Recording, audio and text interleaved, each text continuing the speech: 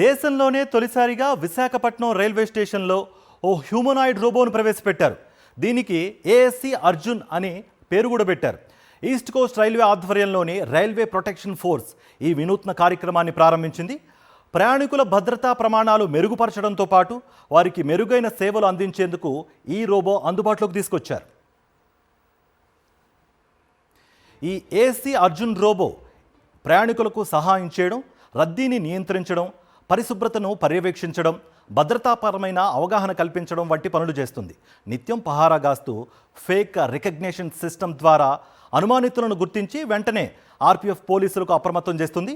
AI technology ద్వారా ప్రయాణికుల సాంద్రతను విశ్లేషించి రద్దీ ఎక్కువగా ఉన్న సమయాల్లో భద్రతా సిబ్బందిని అప్రమత్తం చేస్తూ ఉంటుంది. ఇంగ్లీష్, హిందీ, తెలుగు భాషల్లో అనౌన్స్మెంట్లు కూడా చేస్తుంది. అగ్ని, పొగను గుర్తించి సిబ్బంది వేగంగా ప్రతిస్పందించేలా చేస్తుంది. ఈ రోబోను విశాఖపట్నంలోనే దేశీయంగా డిజైన్ చేసి అభివృద్ధి చేయడం విశేషం. ఏడాదికి పైగా సమయం వెచ్చించి ఈ టెక్నాలజీని రూపొందించినట్లుగా అధికారులు తెలిపారు. ప్రయాణికుల సేవల్లో టెక్నాలజీని అనుసంధానించడంలో ఈ రోబో సేవలు కీలక పాత్ర పోషిస్తాయని ఈస్ట్ కోస్ట్ రైల్వే భావిస్తోంది. భవిష్యత్తులో పలు రైల్వే స్టేషన్లలో ఈ తరహా రోబోల సేవలను వినియోగించుకుంటామని రైల్వే అధికారులు చెబుతున్నారు.